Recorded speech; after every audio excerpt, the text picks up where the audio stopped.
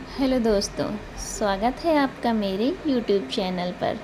दोस्तों, आज की स्वास्थ्य संबंधी जानकारी बहुत ही महत्वपूर्ण है।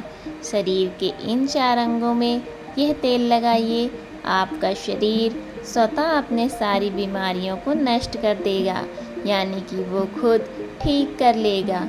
तो वो 4 अंग कौन कौन से हैं और हमें कौन से तेल लगाने हैं, आज हम इसी विषय में चर्चा करने वाले हैं। इसलिए दोस्तों, कहानी पूरा सुनिएगा।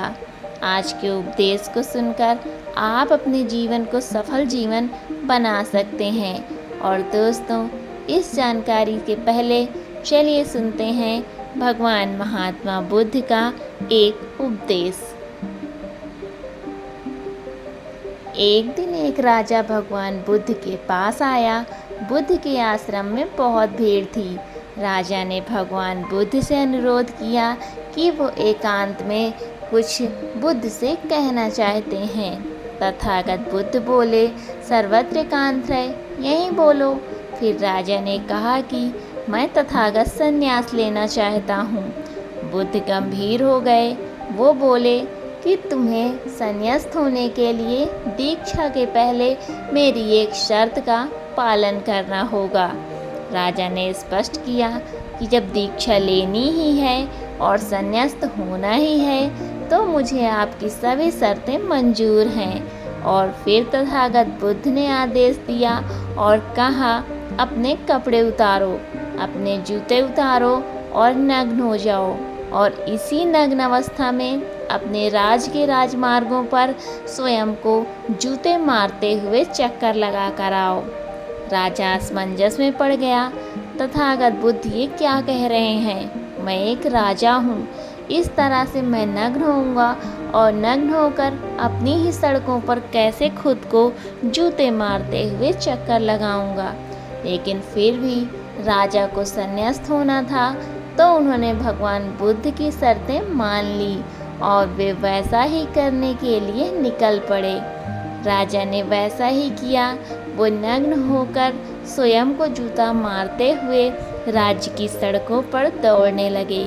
और यहाँ उसके चले जाने पर शिष्य ने बुद्ध से कहा कि हम आपसे दीक्षा लेने आए थे, तब आपने तो ऐसी कठोर शर्त नहीं लगाई थी। आप तो स्वयं करुणा अवतार हैं, फिर आपने राजा के साथ ऐसा कठोर व्यवहार क्यों किया? तब भगवान बुद्ध बोले, जब तुम लोग संन्यास लेने आए थे तब तुम्हारे अहंकार बहुत बड़े नहीं थे, इसलिए तुम लोगों से घर घर भिक्षाटन करवा के ही काम बन गया। ये तो एक बड़े राजा हैं, इनका अहंकार भी बहुत बड़ा है, इसलिए जितना बड़ा रोग उतनी बड़ी दवाई। इसलिए महारोग की दवाई भी अधिक शक्तिशाली होती है। किसी कारणवश मैंने इनकी परीक्षा भी इतनी कठिन की है। राजा जब इस दशा में अपनी ही प्रजा के सामने से गुजरेगा तो उसका अहंकार चूर चूर हो जाएगा। राजा ने शाम तक शर्त पूरी कर ली और बुद्ध के चरणों में आकर गिर गया और फिर बोला, तथागत, अब तो मुझे आप दीक्षा देकर मुझे संन्यास्त करें। भगवान बुद्ध ने राजा के सिर पर मुकुट रखा और कहा कि अब तुम्हें संन्यास लेने की जरूरत ही नहीं है। जाओ और कर्ता भाव छोड़कर साक्षी भाव से राज करो। अब तो तुम राजस्व हो चुके हो। देखिए दोस्तों, किस तरह से भगवान बुद्ध ने एक राजा को उपदेश दिया और राजा का जीवन धन्य हो गया। ये छोटे से उपदेश से आपको क्या शिक्षा मिली है, मुझे कमेंट बॉक्स में ज़रूर बताइएगा। तो चलिए अब जानते हैं स्वास्थ्य से संबंधित बहुत ही महत्वपूर्ण जानकारी। क्या आप जानते हैं कि हमारा शरीर किससे बना है? ये सबसे पहले जानना बहुत ज़रूरी है। और हमारे शरीर में कौन से 3 दोष पाए जाते हैं? हमारा शरीर 5 तत्वों से बना है और हमारे शरीर में 3 दोष पाए जाते हैं, वात दोष, पित्त दोष और कफ दोष। इसे जानना जरूरी है क्योंकि ये हर एक बीमारी का कारण होता है, क्योंकि हर एक बीमारी का जड़ यही 3 दोष होते हैं। इसलिए इन्हें जानना भी बहुत ज़रूरी है। तो आपके शरीर का सबसे महत्वपूर्ण दोष ये 3 दोष हैं: पित्त दोष, वात दोष और कफ दोष। अगर आपके शरीर का वात दोष गड़बड़ हो गया तो 60 से 70% बीमारियां होंगी। अगर आपके शरीर का पित्त दोष गड़बड़ हो गया तो आपके शरीर में 15 से 20% बीमारियां होंगी। और यदि आपके शरीर का कफ दोष गड़बड़ हो गया तो 5 से 10% बीमारियां होंगी। अब इन तीनों प्रवृत्ति हमारे शरीर में कब से कब तक रहती हैं? जब हम जन्म से बाल्यावस्था में रहते हैं, यानी जब हमारा जन्म होता है और 14 साल की उम्र तक हमारे शरीर में कफ प्रवृत्ति ज़्यादा होती है। इस समय कफ ज़्यादा बनता है, ये प्रकृति की देन है। कफ इसलिए बनता है क्योंकि हमारा शरीर ग्रो करता है। कफ बनना ज़रूरी है क्योंकि ये कफ हमारे शरीर के बहुत ही महत्वपूर्ण अंगों को चलाते हैं। बस हमें ये ध्यान देना है, हम अपने बच्चों को ऐसी कोई चीज़ नहीं दें जिससे उनका कफ और बढ़ जाए, क्योंकि बच्चे उस समय कुछ नहीं जानते। पेरेंट्स को जागरूक होना चाहिए। बस हमें अपने बच्चे को कुछ भी ऐसी चीज़ नहीं देना है जिससे उसका कफ और बढ़ जाए।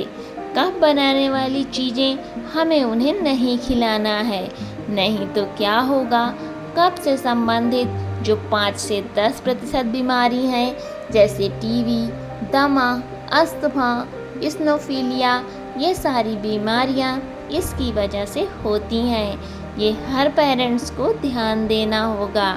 उसके बाद हम आते हैं बाल्यावस्था से युवावस्था में।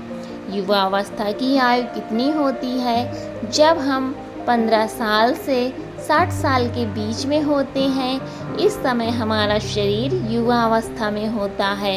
इस समय हमारे शरीर में पित्त प्रवृत्ति सबसे ज़्यादा होती है, सबसे ज़्यादा पित्त बनता है।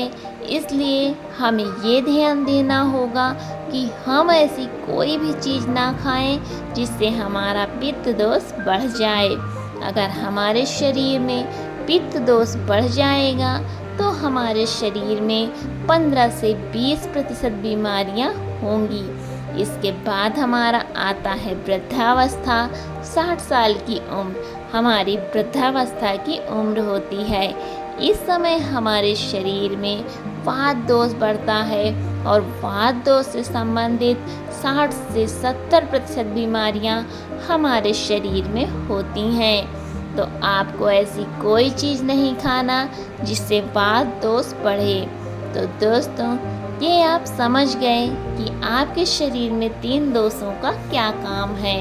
इसलिए इन 3 दोषों से संबंधित जो भी जानकारी यहाँ से हो उसे एकत्र करें और अपने जीवन में लागू करें, कारण को दूर करें और हमेशा इस बात का ध्यान रखें कि इन 3 दोषों में क्या खाना चाहिए और क्या नहीं खाना चाहिए। इस दोषों को बढ़ाने वाली चीज़ें कभी ना खाएं। अब आप इन 3 दोषों के बारे में जान गए हैं, तो जान लें कि आपका शरीर 5 तत्वों से कैसे बना है। आपका शरीर 5 तत्वों से बना है और इन 5 तत्वों में प्रोटीन्स, विटामिन्स सारे तत्व आते हैं।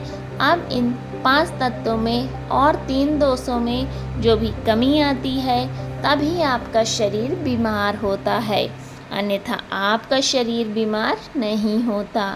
अब आप समझ गए कि आपका शरीर बीमार होने का कारण क्या है। जैसे कुछ लोग रोते हैं, भगवान ने हमें ये कष्ट दे दिया, भगवान ने हमें ये बीमारी दे दिया, हमें गैस्ट्रिक अल्सर हो गया, हमें थायराइड, ब्लड प्रेशर, शुगर हो गया। क्यों हो गया? भगवान ने नहीं दिया, आपने खुद पाला है। जब प्रकृति आपको खाना खाने के नियमों का पालन करना सिखा रही थी, इस प्रकृति का नियम का पालन करिए, तो आप क्यों नहीं कर रहे हैं? जबकि हमारा शरीर उन्हीं 3 तत्वों से बना है। प्राकृतिक तत्वों से ही तो बना है हमारा शरीर भी, पानी से ही तो बना है, खाने से ही तो बना है, पोषक तत्वों से ही तो बना है। ये सारे नियमों का आपको पालन करना होगा। अब जब ये हमारा पित्त दोष कह रहा है कि ये चीज़ नहीं खानी है, इससे पित्त बढ़ेगा, तो आप उसे क्यों खाते हैं? पिज़्ज़ा बर्गर आप क्यों खाते हैं? चाय आप क्यों पीते हैं? चीनी आप क्यों खाते हैं? मैदा आप क्यों खाते हैं?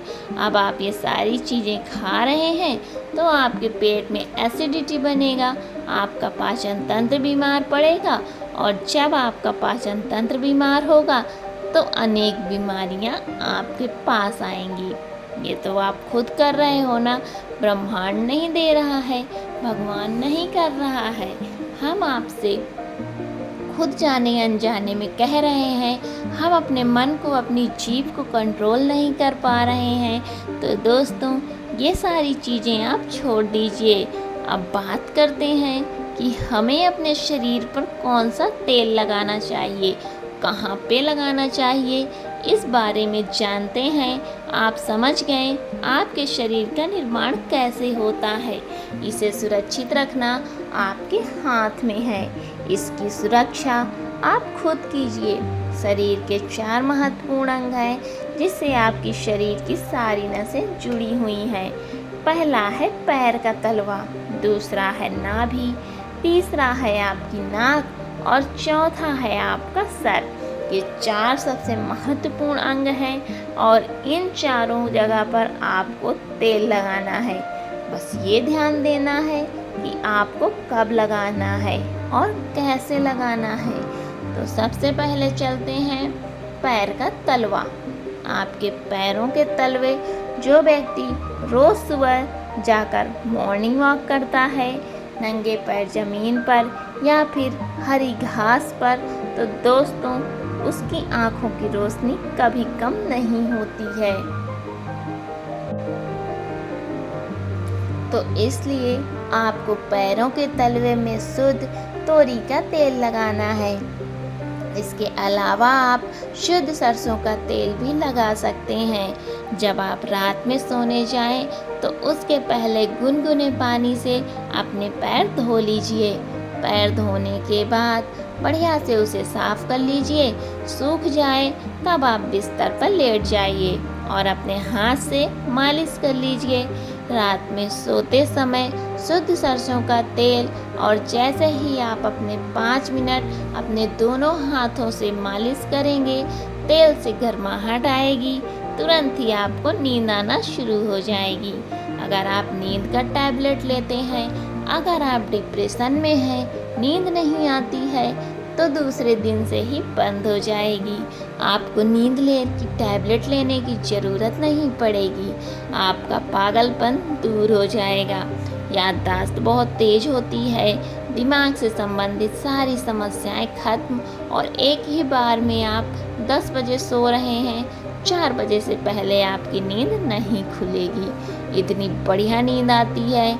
तो पैर के तलवे में तेल लगाने से आपके पाचन तंत्र मजबूत होता है, याददाश्त तेज होती है, भूख लगती है, शरीर में शक्ति मिलती है, ऊर्जा मिलती है, यानी कि शरीर की सारी पोषक तत्वों की पूर्ति कर देता है। दूसरा स्थान है नाभि, जो कि आपके शरीर का सबसे महत्वपूर्ण अंग है। नाभि के पीछे एक पिकोटी ग्रंथि पाई जाती है और इसी पिकोटी ग्रंथि से शरीर की सारी नसें जुड़ी हुई होती हैं, और ये शरीर की सबसे शक्तिशाली ग्रंथि होती है। इसलिए नाभि में तेल लगाना चाहिए। आप देखते होंगे जब आपके घर में छोटा बच्चा होता है तो माताएं उस बच्चे को तेल की मालिश करती थी, लेकिन अब तो बच्चों को तेल लगाना ही बंद कर दिया गया है। पहले माताएं 8 से 10 बार दिन में बच्चों को तेल की मालिश करती थी। वे कहती थी कि हम जितनी बार तेल की मालिश करेंगे उनकी हड्डियां उतनी ही मजबूत होंगी, और वो घर पर बना हुआ शुद्ध सरसों का तेल होता था। और वो शुद्ध सरसों का तेल और किसका बनाती थी? किसी सरसों को भून करके, सरसों को रोल कर पहले जो उससे मालिश करती थी, लगा देती थी, इसके बाद छोड़ देती थी। लेकिन आज फैशन बदल गया है, लोग तरह तरह के केमिकल युक्त तेलों से मालिश कर रहे हैं, ये किसी काम का नहीं है।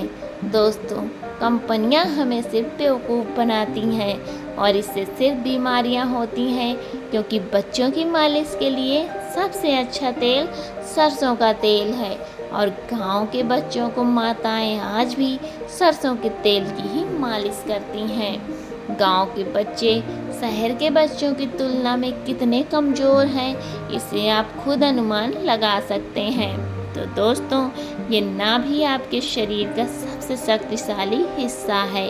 तो जब माताएं नाभि में तेल की मालिश करती थी तो पहले फूंक मारती थीं, फूंक मारने के बाद उसमें तेल लगाती थी। दिन भर में 3 से 4 बार तेल लगाती थी। तो दोस्तों, आपको भी आज से शुद्ध सरसों का तेल सोते समय नाभि में लगाना है। और जब आप नाभि में तेल लगाते हैं तो इसके क्या फ़ायदे होते हैं, ये जानकर आप चौंक जाएंगे। पहला फ़ायदा, आपको नींद अच्छी आएगी। दूसरा फ़ायदा, दिमाग से संबंधित कोई भी समस्या नहीं होगी। तीसरा फ़ायदा, आपका पाचन तंत्र मजबूत रहेगा। चौथा फ़ायदा, आपको भूख बढ़िया लगेगी। पांचवा फ़ायदा, आपके शरीर का सारा दर्द दूर हो जाएगा। छठा फ़ायदा, आपकी आँखों की रोशनी बढ़ जाएगी, यानी कि शरीर के हर एक अंग के लिए फ़ायदेमंद है। तीसरा है आपकी नाक। पैर का तलवा हो गया, नाभि हो गई। अब हम एक कदम आगे चलते हैं, वो है नाक, कान और आँख। तो दोस्तों, आपको नाक में क्या करना है, आपको गाय का शुद्ध देसी घी मिल जाए तो घी की एक बूंद दाईं नाक में और एक बूंद बाईं नाक में, दोनों नाक में एक एक बूंद डालनी है। रोजाना दोनों नाक में एक एक बूंद डालें। इसके इतने फायदे हैं, मैं यहाँ गिनाते गिनाते थक जाऊंगी। आपका पागलपन दूर हो जाएगा। अगर किसी को पागलपन है, अगर पागलपन का इलाज चल रहा है तो 3 से 4 महीने के अंदर पागलपन की दवा बंद हो जाएगी। अगर आपके कान के पर्दे में छेद है तो बिना ऑपरेशन के ठीक हो जाएगा। आपको नींद की समस्या है, नींद की समस्या दूर हो जाएगी। आपकी याददाश्त कमज़ोर है, याददाश्त आपकी तेज हो जाएगी। शरीर में कमजोरी है तो कमजोरी दूर हो जाएगी। जुकाम आपको कभी पूरी जिंदगी नहीं होगी। जुकाम, सर्दी की नाक से संबंधित जितनी भी बीमारियां हैं आपको नहीं होंगी। चौथा फायदा है आपका सिर। जब एक अंग और है जहाँ से आपका शरीर पूरे दिमाग जुड़ा हुआ है, वो है सिर। अगर गर्मी का सीजन है तो आप स्नान करने होंगे। जब स्नान करके निकले, स्नान करने के बाद जब आपके बालों का पानी सूख जाए तो आपको अपने सिर में शुद्ध सरसों का तेल लगाना है। जैसे ही आप अपने सिर में सरसों का तेल लगाकर सिर की मालिश करेंगे तो आपको 10 मिनट बाद नींद आना शुरू हो जाएगी। सिर में सोते समय तेल लगाने से कई सारे फायदे हैं, जैसे आपका जो बाल पक रहा है वो रुक जाएगा, आपको नींद बढ़िया आएगी, दिमाग की याददाश्त भी तेज होगी, शरीर की शक्ति बढ़ेगी और सारी शक्तियाँ आपको मिलेंगी सिर में तेल लगाने से।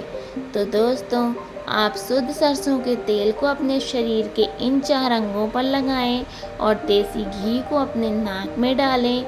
ये प्रक्रिया आप अपना लीजिए, आपका शरीर स्वस्थ और तंदुरुस्त हो जाएगा। जैसे हमने कहा कि ये हमारा शरीर है, हमारा शरीर हमारे ऊपर डिपेंड है, हम इसे किस तरह से रखते हैं। मान लीजिए एक कपड़ा है, आप उसे कितनी सेफ्टी से रखते हैं। ख़ास तौर पर सफ़ेद कपड़ा हो, आप उसे पहनते हैं, पहन के बाहर जाते हैं तो आप उसे बहुत बचा बचा कर रखते हैं कि कहीं गंदे स्थान पर टच ना हो जाए। सफ़ेद कपड़ा है, इसमें दाग लग जाएगा, कितना बचा बचा के चलते हैं, फिर आते ही निकाल कर उसे टांग देते हैं जिससे उसमें दाग नहीं लगता है, और फिर अगले दिन पहनते हैं और उसको ध्यान से प्रेस आयरन वगैरह करते हैं। तो दोस्तों, ठीक उसी प्रकार से इस शरीर की देखभाल भी आपको करनी चाहिए। जितनी आप इस शरीर की देखभाल करेंगे उतना ही शरीर स्वस्थ व निरोग रहेगा। तो जैसे हमने कहा, इसका पालन करिए, आप प्रकृति के नियम का पालन करिए। तो दोस्तों, आज से अभी से आप इन 4 जगहों पर तेल लगाना शुरू कर दीजिए। दोस्तों, उम्मीद करती हूँ कि आज की कहानी से आपने बहुत कुछ सीखा होगा। तो मिलती हूँ आपसे अगली कहानी में, तब तक अपना ख्याल रखें। और अगर अभी तक आपने मेरे चैनल को सब्सक्राइब नहीं किया है तो प्लीज़ मेरे चैनल को सब्सक्राइब करिए और मुझे ज़्यादा से ज़्यादा सपोर्ट करिए।